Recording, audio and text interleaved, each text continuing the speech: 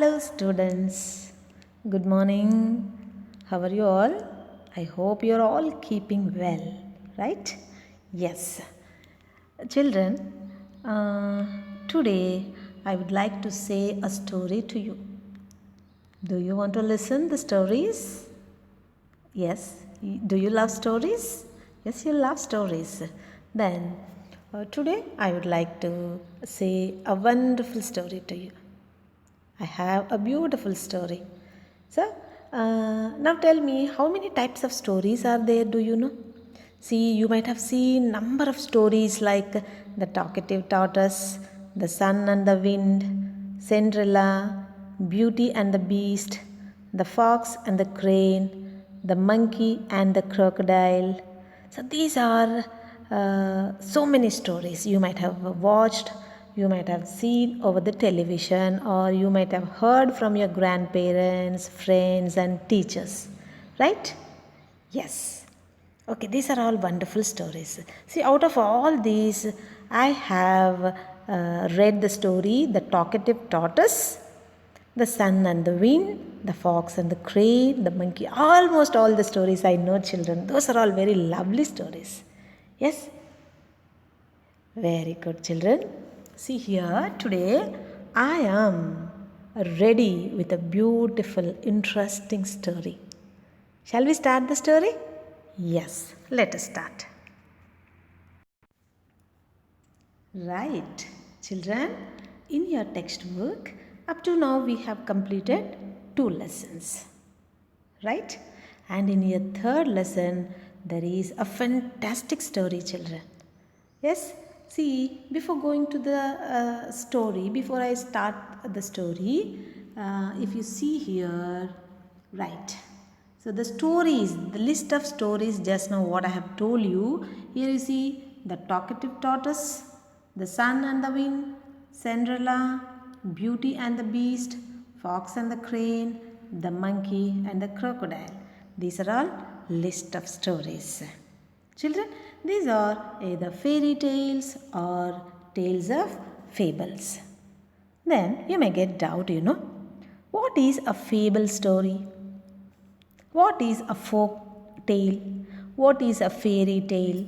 Tale is nothing but a story. What does the word tale means? A story, right? Tale is a story. Stories are of different kinds. They are fairy tales, fables, and folk tales. Then, what is a fable? A fable is a moral story, children. So, in these stories, in this type of stories, there will be moral. There will be definitely moral at the end of the story. We will learn some good things from that story. Such type of stories are called fables. Okay? Then, what about the second one? Folk tale. A folk tale is a story passed down through generations, mainly by retelling. Children, generally, you will be listening the stories from your grandparents, right? From your parents, from your uncles, aunts, from your neighbors, and even from your teachers, friends, and all, right? So, these type of stories are called folk tales that will be passing through the generations. Yes, so through the generations means who will be telling you the stories? Your grandparents will be telling. For them, who might have told their grandparents and their grandparents, like that, these stories were passing through from the ancestors, from the generations, by retelling one to another, like that. Okay, so these type of stories are called folk tales. Then the last one is a fairy tale. What is a fairy tale?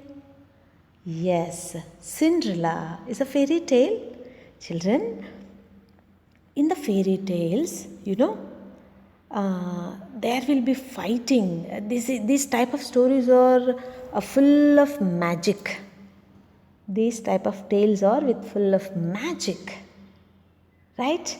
And there will be fighting between good versus bad. Then finally, who will win? Good. Right? Well done, children. Then, and in your textbook, we have a fantastic story, that is the empty part. Empty. What is the word empty? Tell me. Empty. Empty bottle, empty glass, empty pot, empty class. Now the classes all are empty without any students. Right? So now did you understand empty means? Nothing. No. Zero. Right? Now what is empty here? A part is empty. Yes, the part is empty. So the empty pot is our today's story. Actually, this is a folk tale. It is a folk tale of China. China country, do you know? Yes. Let us start the story, children. Well, yes. Here is the paragraph. Every time I used to tell you that while I am reading the paragraph, please follow the pronunciation, how I am reading it, and also after completion of my class, you also have to read once again if you have your textbook. But if you don't have your textbook, also not to worry, I will send the pics of the lesson so that you can see it and read the lesson. Okay? Yes. Let us start the lesson. Well, right here. Excuse me. Yes. Here onwards. The Emperor of China was worried. He was getting old and had no heir to rule the kingdom after his death. See, children, the Emperor. What does the word Emperor means? He is the king of the kings. Yes? Yes, here the Emperor of China, he was getting worried. He was feeling sad. Why was he feeling sad? Because he was becoming old. And the word here you see heir, H-E-I-R, right? H-E-I-R, heir means, H silent, children here. Heir means here they have given you see person next in line to rule the kingdom after the ruler's death. Here, after the death of the Emperor of China, he doesn't have any sons or daughters, right? To rule the kingdom, to rule the country. That is the reason why the Emperor was worried. Because he doesn't have any children. If in case he will die, there will be no heir for him to rule his country. So he was worrying. Then what did he do? Follow. He decided to hold a contest among young boys and girls.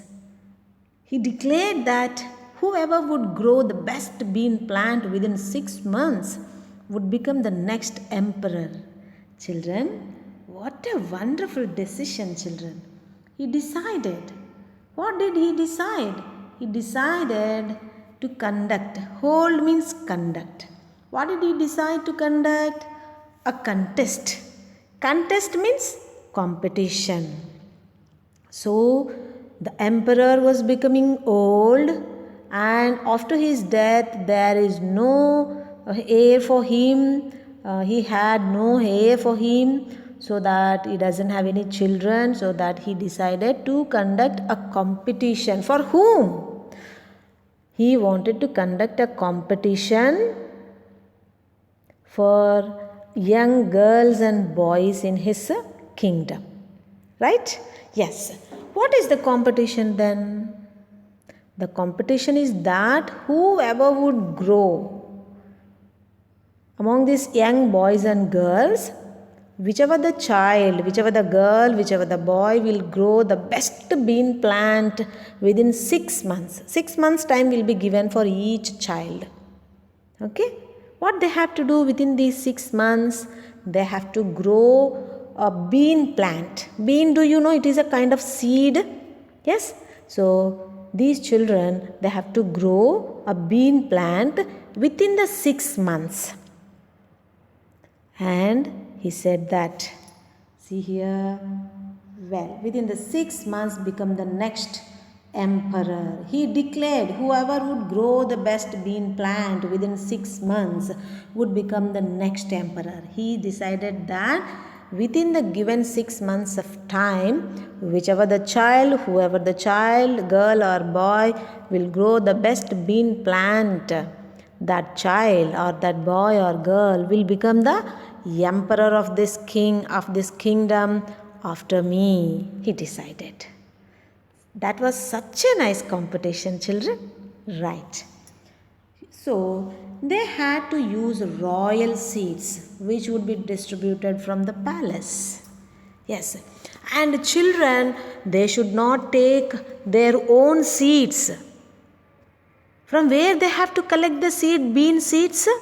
They have to collect the bean seeds from the palace. They have to take royal seeds which will be distributed by the palace. Okay?